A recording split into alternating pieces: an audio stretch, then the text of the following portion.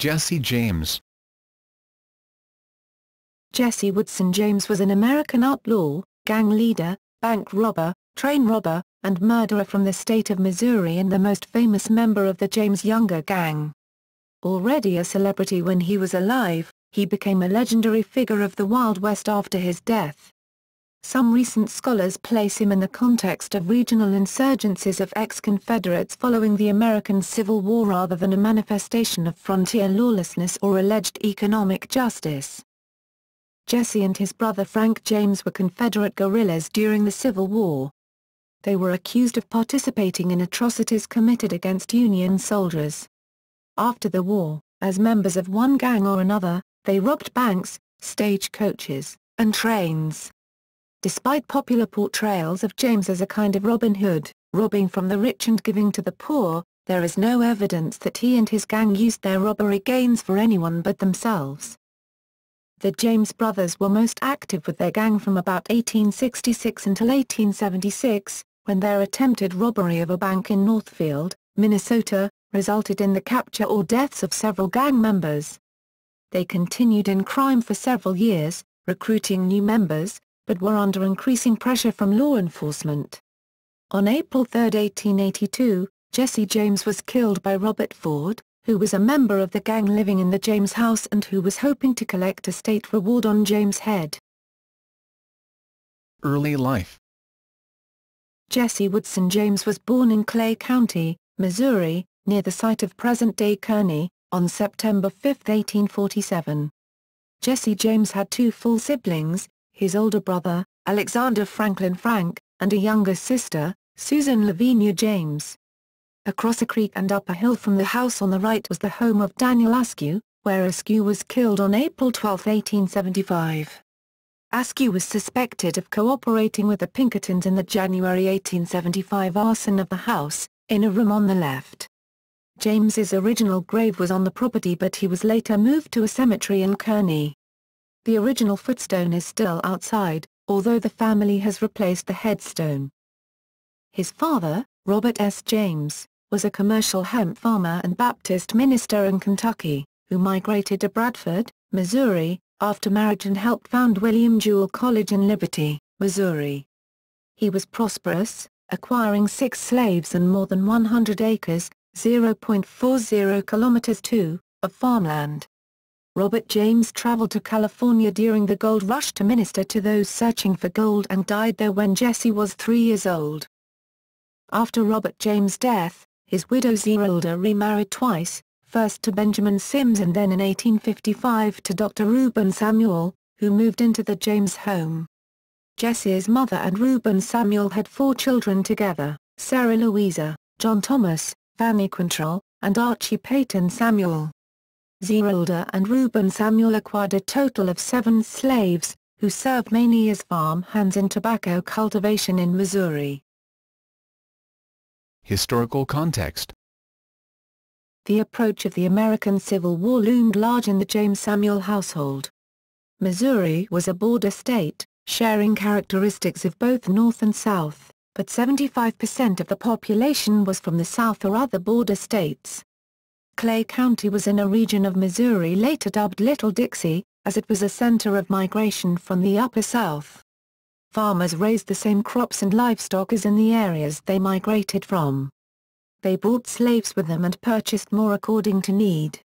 The county counted more slaveholders, who held more slaves, than other regions of the state. Aside from slavery, the culture of Little Dixie was Southern in other ways as well. This influenced how the population acted during and for a period of time after the American Civil War. In Missouri as a whole, slaves accounted for only 10% of the population, but in Clay County they constituted 25%. After the passage of the Kansas-Nebraska Act in 1854, Clay County became the scene of great turmoil, as the question of whether slavery would be expanded into the neighboring Kansas Territory came to dominate public life. Numerous people from Missouri migrated to Kansas to try to influence its future. Much of the tension that led up to the Civil War centered on the violence that erupted in Kansas between pro- and anti-slavery militias. American Civil War. The Civil War may have shaped Jesse James' life. After a series of campaigns and battles between conventional armies in 1861, guerrilla warfare gripped Missouri, waged between secessionist bushwhackers and Union forces which largely consisted of local militia organizations, Jayhawkers. A bitter conflict ensued, bringing an escalating cycle of atrocities by both sides. Guerrillas murdered civilian Unionists, executed prisoners, and scalped the dead. Union forces enforced martial law with raids on homes, arrests of civilians, summary executions, and banishment of Confederate sympathizers from the state. The James Samuel family took the Confederate side at the outset of the war. Frank James joined a local company recruited for the secessionist Drew Lobb's army, and fought at the Battle of Wilson's Creek, though he fell ill and returned home soon afterward. In 1863, he was identified as a member of a guerrilla squad that operated in Clay County. In May of that year, a Union militia company raided the James Samuel farm, looking for Frank's group. They tortured Reuben Samuel by briefly hanging him from a tree. According to legend, they lashed young Jesse. Quantrill's Raiders. Frank eluded capture and was believed to have joined the guerrilla organization led by William C. Quantrill. It is thought that he took part in the notorious massacre of some 200 men and boys in Lawrence, Kansas, a center of abolitionists. Frank James followed Quantrill to Texas over the winter of 1863 to 1864. In the spring he returned in a squad commanded by Fletch Taylor. After they arrived in Clay County, 16-year-old Jesse James joined his brother in Taylor's group. In the summer of 1864, Taylor was severely wounded, losing his right arm to a shotgun blast. The James brothers joined the bushwhacker group led by Bloody Bill Anderson. Jesse suffered a serious wound to the chest that summer. The Clay County Provost Marshal reported that both Frank and Jesse James took part in the Centralia Massacre in September, in which guerrillas killed or wounded some 22 unarmed Union troops. The guerrillas scalped and dismembered some of the dead. The guerrillas ambushed and defeated a pursuing regiment of Major A.V.E. Johnson's Union troops, killing all who tried to surrender, more than 100. Frank later identified Jesse as a member of the band who had fatally shot Major Johnson. As a result of the James brothers' activities, the Union military authorities made their family leave Clay County. Though ordered to move south beyond Union lines, instead they moved across the nearby state border into Nebraska. After Anderson was killed in an ambush in October, the James brothers separated. Frank followed Quantrill into Kentucky. Jesse went to Texas under the command of Archie Clement, one of Anderson's lieutenants. He is known to have returned to Missouri in the spring. Jesse was shot while trying to surrender when they ran into a Union cavalry patrol near Lexington, Missouri. Jesse James suffered the second of 2 life-threatening chest wounds. After the Civil War. At the end of the Civil War, Missouri was in shambles. The conflict split the population into 3 bitterly opposed factions: anti-slavery Unionists, identified with the Republican Party; the segregationist conservative Unionists, identified with the Democratic Party; and pro-slavery, ex-Confederate secessionists, many of whom were also allied with the Democrats, especially the southern part of the party. The Republican Reconstruction Administration passed a new state constitution that freed Missouri's slaves. It temporarily excluded former Confederates from voting, serving on juries, becoming corporate officers, or preaching from church pulpits. The atmosphere was volatile, with widespread clashes between individuals, and between armed gangs of veterans from both sides of the war. Jesse recovered from his chest wound at his uncle's boarding house in Harlem, Missouri, north across the Missouri River from the city of Kansas River Key, where he was tended to by his first cousin, Zerelda Z. Mims, named after Jesse's mother. Jesse and his cousin began a 9-year courtship, culminating in marriage. Meanwhile, his old commander Archie Clement kept his bushwhacker gang together and began to harass Republican authorities. These men were the likely culprits in the first daylight armed bank robbery in the United States during peacetime, the robbery of the Clay County Savings Association in the town of Liberty, Missouri, on February 13, 1866. This bank was owned by Republican former militia officers who had recently conducted the first Republican Party rally in Clay County's history. One innocent bystander, a student of William Jewell College, which James's father had helped to found, was shot dead on the street during the gang's escape. It remains unclear whether Jesse and Frank took part. After their later robberies took place and they became legends, there were those who credited them with being the leaders of the Clay County robbery. It has been argued in rebuttal that James was at the time still bedridden with his wound. No concrete evidence has surfaced to connect either brother to the crime, or to rule them out. On June 13, 1866 in Jackson County, Missouri, 2 jailed members of Quantrill's gang were demanded to be freed by a gang and the jailer killed. It is believed the James brothers were involved. This was a time of increasing local violence. Governor Fletcher had recently ordered a company of militia into Johnson County to suppress guerrilla activity. Archie Clement continued his career of crime and harassment of the Republican government, to the extent of occupying the town of Lexington, Missouri, on Election Day in 1866. Shortly afterward, the state militia shot Clement dead, an event James wrote about with bitterness a decade later. The survivors of Clement's gang continued to conduct bank robberies over the next 2 years, though their numbers dwindled through arrests, gunfights and lynchings. While they later tried to justify robbing the banks, these were small, local banks with local capital, not part of the national system that was an object of popular discontent in the 1860s and 1870s. On May 23, 1867, for example, they robbed a bank in Richmond, Missouri, in which they killed the mayor and 2 others. It remains uncertain whether either of the James brothers took part, although an eyewitness who knew the brothers told a newspaper 7 years later positively and emphatically that he recognized Jesse and Frank James among the robbers. In 1868, Frank and Jesse James allegedly joined Cole Younger in robbing a bank at Russellville, Kentucky. Jesse James did not become famous, however, until December 7, 1869, when he and, most likely, Frank robbed the Daviess County Savings Association in Gallatin, Missouri. The robbery netted little money, but it appears that Jesse shot and killed the cashier, Captain John Cheats, mistakenly believing him to be Samuel P. Cox, the militia officer who had killed Bloody Bill Anderson during the Civil War.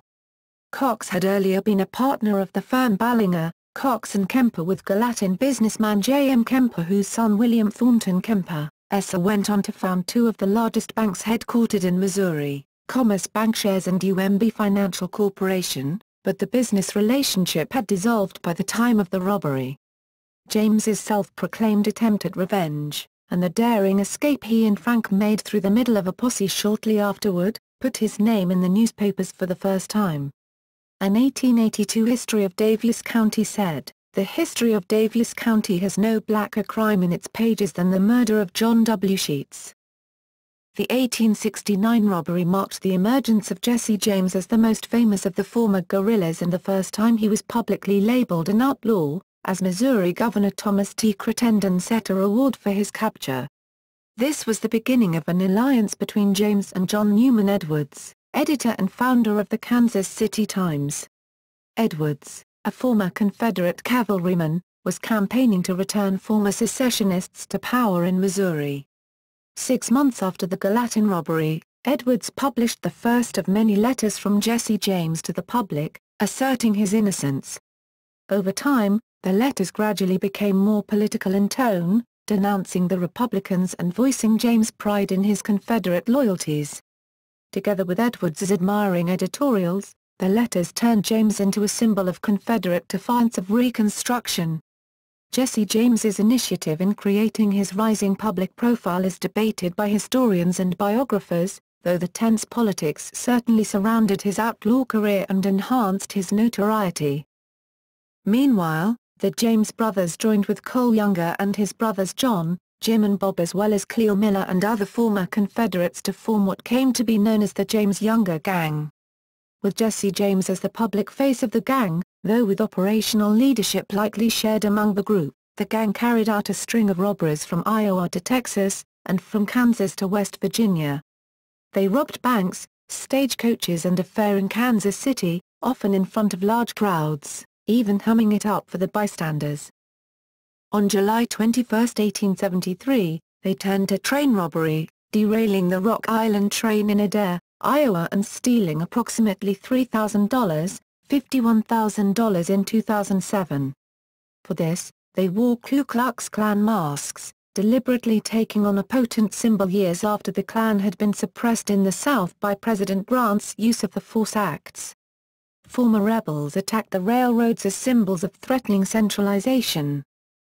The James gang's later train robberies had a lighter touch. In only 2 train hold-ups did they rob passengers, because James typically limited himself to the express safe in the baggage car.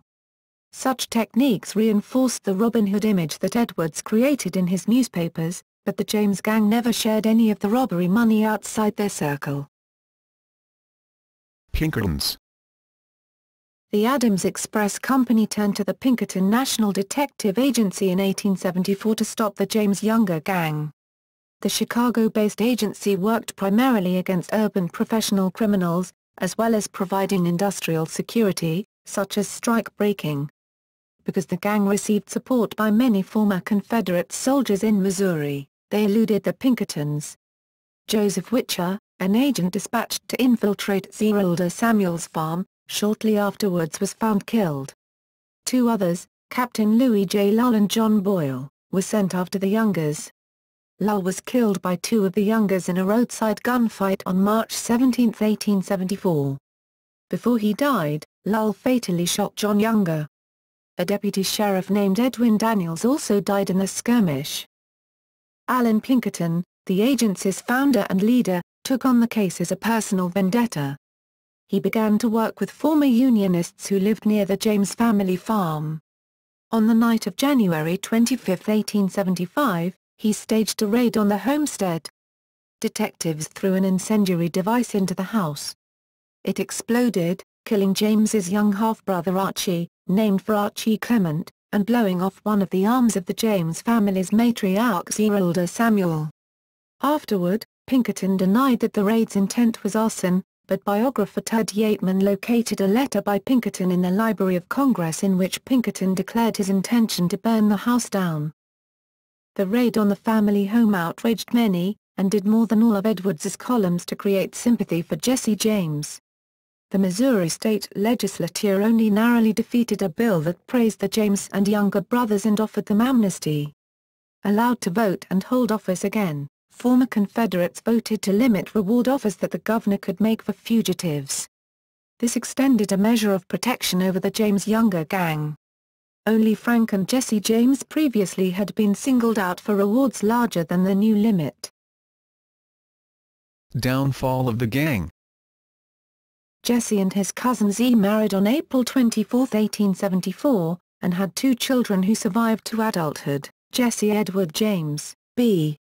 1875, and Mary Susan James, later Barr, b. 1879. Twins Gould and Montgomery James, b. 1878, died in infancy. Jesse, Jr., became a lawyer who practiced in Kansas City, Missouri, and Los Angeles, California. On September 7, 1876, the James Younger gang attempted a raid on the First National Bank of Northfield, Minnesota. After this robbery and a manhunt, only Frank and Jesse James were left alive and uncaptured. Cole and Bob Younger later stated that they selected the bank because they believed it was associated with the Republican politician Adelbert Ames, the governor of Mississippi during Reconstruction, and Union General Benjamin Butler, Ames' father-in-law and the Union commander of occupied New Orleans. Ames was a stockholder in the bank, but Butler had no direct connection to it. The gang attempted to rob the bank in Northfield about 2 p.m. on September 7, 1876. To carry out the robbery, the gang divided into 2 groups. 3 men entered the bank, 2 guarded the door outside, and 3 remained near a bridge across an adjacent square.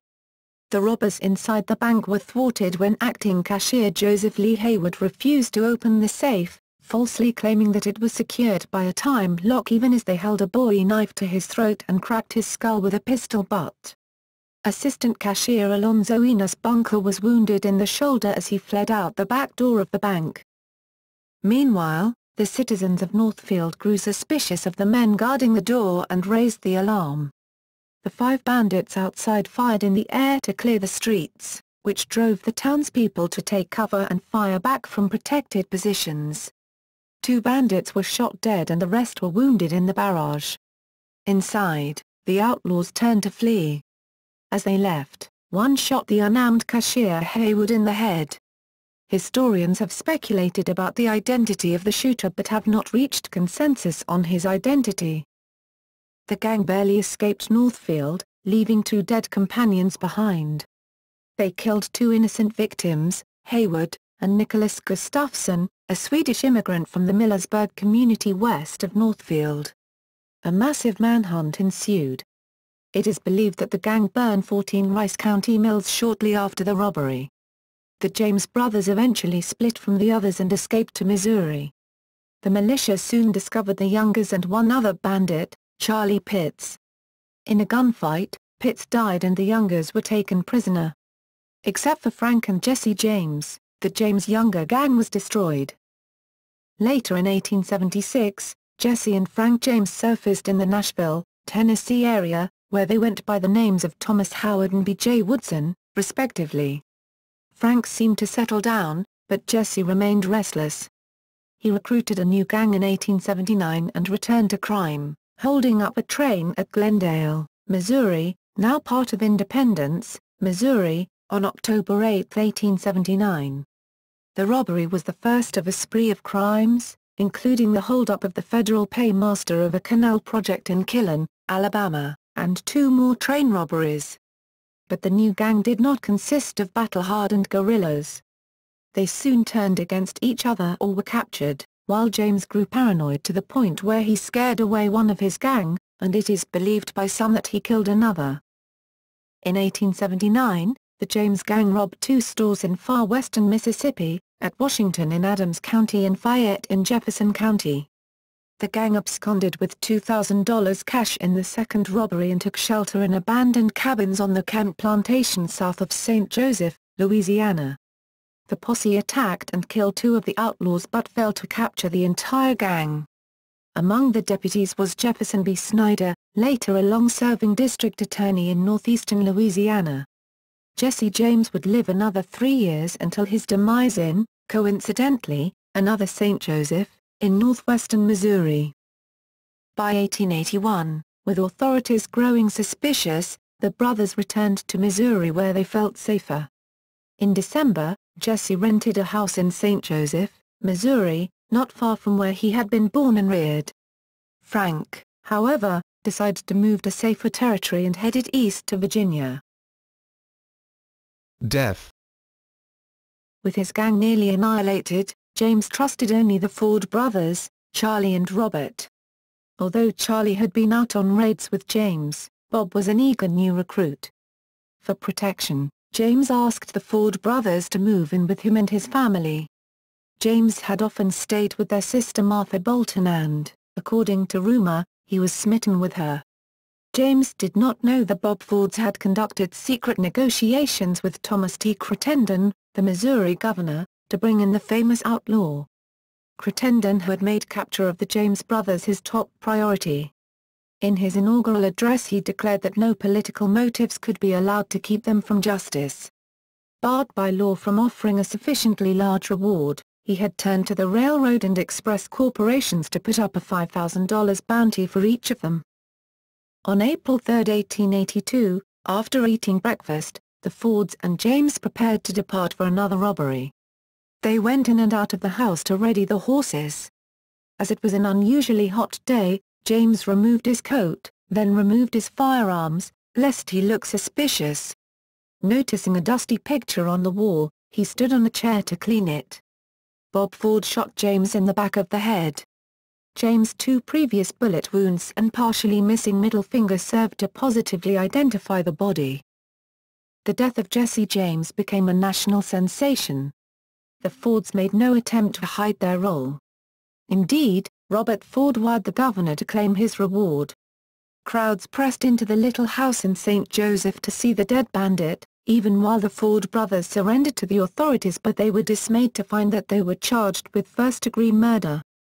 In the course of a single day, the Ford brothers were indicted, pleaded guilty, were sentenced to death by hanging, and 2 hours later were granted a full pardon by Governor Crittenden. The governor's quick pardon suggested he knew the brothers intended to kill James rather than capture him. The implication that the chief executive of Missouri conspired to kill a private citizen startled the public and added to James' notoriety. After receiving a small portion of the reward, the Fords fled Missouri. Sheriff James Timberlake and Marshal Henry H. Craig, who were law enforcement officials active in the plan, took in the majority of the bounty. Later the Ford brothers starred in a touring stage show in which they reenacted the shooting. Suffering from tuberculosis, then incurable, and a morphine addiction, Charlie Ford committed suicide on May 6, 1884, in Richmond, Missouri. Bob Ford operated a tent saloon in Creede, Colorado. On June 8, 1892, a man named Edward O'Kelly went to Creede, loaded a double-barrel shotgun, entered Ford's saloon and said "Hello, Bob" before shooting Bob Ford in the throat, killing him instantly. O'Kelly was sentenced to life in prison. O'Kelly's sentence was subsequently commuted because of a 7,000-signature petition in favor of his release. The governor pardoned him on October 3, 1902. James' mother Zerelda Samuel wrote the following epitaph for him: "In loving memory of my beloved son, murdered by a traitor and coward whose name is not worthy to appear here." James's widow Zerelda Mims James died alone and in poverty. Rumors of survival. Rumors of Jesse James's survival proliferated almost as soon as the newspapers announced his death. Some said that Robert Ford killed someone other than James, in an elaborate plot to allow him to escape justice. These tales have received little credence, then or later. None of James's biographers accepted them as plausible. The body buried in Kearney, Missouri, as Jesse James's was exhumed in 1995 and subjected to mitochondrial DNA typing. The report, prepared by Anne C. Stone, Ph.D., James E. Stars, LLM, and Mark Stone-King, Ph.D., stated the mtDNA recovered from the remains was consistent with the mtDNA of one of James's relatives in the female line. This theme resurfaced in a 2009 documentary, Jesse James' Hidden Treasure, which aired on the History Channel. The documentary was dismissed as pseudo-history and pseudoscience by historian Nancy Samuelson in a review she wrote for the winter 2009-2010 edition of the James Younger Gang Journal. One prominent claimant was J. Frank Dalton, who died August 15, 1951, in Granbury, Texas. Dalton was allegedly 101 years old at the time of his first public appearance, in May 1948. His story did not hold up to questioning from James' surviving relatives. Legacy. James's turn to crime after the end of the Reconstruction era helped cement his place in American life and memory as a simple but remarkably effective bandit. After 1873 he was covered by the national media as part of social banditry. During his lifetime, James was celebrated chiefly by former Confederates, to whom he appealed directly in his letters to the press. Displaced by Reconstruction, the antebellum political leadership mythologized the James Gang exploits. Frank Triplett wrote about James as a progressive neo-aristocrat with purity of race. Indeed, some historians credit James' myth as contributing to the rise of former Confederates to dominance in Missouri politics. In the 1880s, for example, both U.S. senators from the state, Confederate military commander Francis Cockrell and Confederate Congressman George Graham Vest, were identified with the Confederate cause. In the 1880s, after James's death, the James Gang became the subject of dime novels that represented the bandits as pre-industrial models of resistance. During the populist and progressive eras, James became a symbol as America's Robin Hood, standing up against corporations in defense of the small farmer, robbing from the rich and giving to the poor, while there is no evidence that his robberies enriched anyone other than his gang and himself. In portrayals of the 1950s, James was pictured as a psychologically troubled individual rather than a social rebel. Some filmmakers portrayed the former outlaw as a revenger, replacing social with exclusively personal motives. Jesse James remains a controversial symbol, one who can always be reinterpreted in various ways, according to cultural tensions and needs. Although some of the neo-Confederate movement regard him as a hero, renewed cultural battles over the place of the Civil War in American history have replaced the long-standing interpretation of James as a Western frontier hero. Some point to his absolute commitment to slavery and his vow after the Civil War to shoot any black in Missouri not fulfilling the role of a slave. While his heroic outlaw image is still commonly portrayed in films, as well as in songs and folklore, recent historians place him as a self-aware vigilante and terrorist who used local tensions to create his own myth among the widespread insurgent guerrillas and vigilantes following the American Civil War. Museums. Museums and sites devoted to Jesse James. James Farm in Kearney, Missouri, in 1974 Clay County, Missouri, bought it. The county operates the site as a house museum and historic site. Jesse James Home Museum, the house where Jesse James was killed in South St. Joseph, was moved in 1939 to the Belt Highway on St. Joseph's east side to attract tourists. In 1977 it was moved to its current location, near Petee House, which was the headquarters of the Pony Express. The house is now owned and operated by the Pony Express Historical Association. The Jesse James Bank Museum, on the square in Liberty, Missouri, is the site of the first daylight bank robbery in peacetime. The museum is managed by Clay County along with the James Farm Home and Museum outside of Kearney, Missouri. First National Bank of Northfield, the Northfield Historical Society in Northfield, Minnesota, has restored the building that housed the First National Bank, the scene of the 1876 raid. Heaton Bowman Funeral Home, 36th Street and Frederick Avenue, St. Joseph, Missouri. The funeral home's predecessor conducted the original autopsy and funeral for Jesse James. A room in the back holds the logbook and other documentation. The Jesse James Tavern is in his father's birthplace in Asdy, County Kerry, Ireland, from which his father immigrated to the U.S. in the 1840s as a young man. The parish priest, Canon William Ferris, says a solemn requiem mass for Jesse James every year on April 3. Festivals. The Defeat of Jesse James Days in Northfield, Minnesota, is among the largest outdoor celebrations in the state and is held annually in September during the weekend after Labor Day. Thousands of visitors watch reenactments of the robbery, a championship rodeo, a carnival, performances of a 19th-century-style melodrama musical, and a parade during the 5-day event. Jesse James Boyhood Home in Kearney, Missouri, is a museum dedicated to the town's most famous resident. Each year a recreational fair, the Jesse James Festival, is held during the third weekend in September. During the annual Labor Day weekend Victorian Festival at the 1866 Colonel William H. Fulkerson Estate Hazeldale in Jersey County, Illinois, Jesse James' history is told in stories and by reenactments of stagecoach holdups. Over the 3-day event, thousands of spectators learn of the documented James Gang's stopping point at Hazeldale and of their connection with ex-Confederate Fulkerson. Russellville, Kentucky, the site of the robbery of the Southern Bank in 1868, holds the Jesse James International Arts and Film Festival. The JJIAFF completed its second annual event in April 2008 and the third annual is planned for April 25, 2009. The festival has featured a bluegrass band from San Francisco and experimental bands from southern Kentucky as well as painters, sculptors, photographers and comic artists. Children's activities are a mainstay of the festival. A highlight for adults is the film festival held at the Logan County Public Library in Russellville. Past entrants have included films from Norway and northwestern Kentucky, modern silent film projects, nature studies, and fan films. In addition, the annual Tobacco and Heritage Festival in Russellville features a reenactment of the James Younger Gang's robbery of the Southern Bank.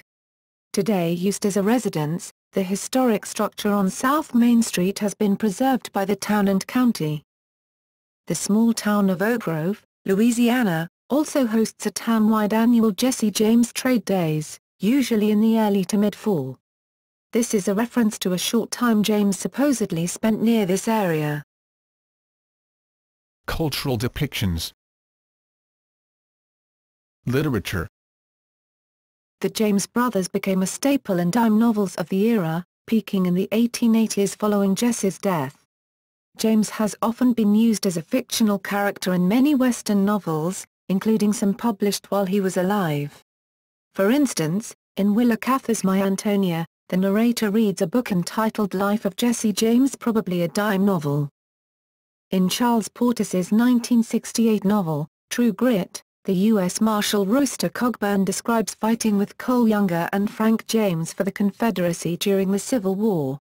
Long after his adventure with Mattie Ross, Cogburn ends his days in a traveling road show with the aged Cole Younger and Frank James. During his travel to the Wild West, Oscar Wilde visited Jesse James' hometown in Missouri. Learning that James had been assassinated by his own gang member, an event that sent the town into mourning and scrambling to buy Jesse's artifacts, romantic appeal of the social outcast in his mind, Wilde wrote in one of his letters to home that, Americans are certainly great hero worshippers, and always take heroes from the criminal classes. Comics. In 1969, artist Morris and writer René Goscinny, co-creator of Asterix, had Lucky Luke confronting Jesse James, his brother Frank, and Cole Younger. The adventure poked fun at the image of Jesse as a new Robin Hood. Although he passes himself off as such and does indeed steal from the rich, who are, logically, the only ones worth stealing from, he and his gang take turns being poor, thus keeping the loot for themselves. Frank quotes from Shakespeare, and Younger is portrayed as a fun-loving joker, full of good humor. One critic has likened this version of the James brothers as intellectuals bandits, who won't stop theorizing their outlaw activities and hear themselves talk. In the end, the at first cowed people of a town fight back against the James gang and send them packing in tar and feathers. Music. In his adaptation of the traditional song Jesse James, Woody Guthrie magnified James's hero status. Jesse James was later covered by the Anglo-Irish band The Pogues on their 1985 album Rum, Sodomy, and The Lash, and by Bruce Springsteen on his 2006 tribute to Pete Seeger, We Shall Overcome, The Seeger Sessions. A somewhat different song titled Jesse James, referring to Jesse's wife to mourn for his life. 3 children, they were brave, and calling Robert Ford the dirty little coward who shot Mr. Howard, was also the first track recorded by the Stuart Years version of the Kingston Trio at their initial recording session in 1961, and included on that year's release Close Up. Echoing the Confederate hero aspect, Hank Williams, Jr.'s 1983 Southern anthem Whole Lot of Hank has the lyrics Frank and Jesse James knowed how to rob them trains, they always took it from the rich and gave it to the poor, they might have had a bad name but they sure had a heart of gold. Rock band James Gang was named after Jesse James's gang. Their final album, released in 1976, was titled Jesse Come Home. Warren Zevon's 1976 self-titled album Warren Zevon includes the song Frank and Jesse James, a romantic tribute to the James Gang's exploits, expressing much sympathy with their cause. Its lyrics encapsulate the many legends that grew up around the life and death of Jesse James. The album contains a second reference to Jesse James in the song Poor Poor Pitiful Me with the lyric Well, I met a girl in West Hollywood, I ain't naming names. She really worked me over good, she was just like Jesse James. Linda Ronstadt covered the song a year later with slightly altered lyrics. In her album Heart of Stone, 1989, Cher included a song titled Just Like Jesse James, written by Desmond Child and Diane Warren. This single, which was released in 1990, achieved high positions in the charts and sold 1,500,000 copies worldwide. The Nitty Gritty Dirt Band's album Uncle Charlie and His Dog Teddy features the song Jesse James, ostensibly recorded on a wire recorder. John Chandler has also written a song about Jesse and Frank James entitled He Was No Hero, written from the perspective of Joe Hayward's widow cursing Bob Ford for cheating her out of killing Jesse James. Around 1980 a concept album titled The Legend of Jesse James was released. It was written by Paul Kennelly and starred Levin Helm, the band, as Jesse James, Johnny Cash as Frank James, Emila Harris as Z. James, Charlie Daniels as Cole Younger, and Albert Lee as Jim Younger. There are also appearances by Rodney Crowell, Jody Payne, and Razam Cash. The album highlights Jesse's life from 1863 to his death in 1882. In 1999 a double CD was released containing The Legend of Jesse James and White Mansions, another concept album by Kennelly about life in the Confederate States of America between 1861 to 1865. In 2012 Clay Walker released Jesse James as the fourth single from his 2010 studio album She Won't Be Lonely Long. Stage productions.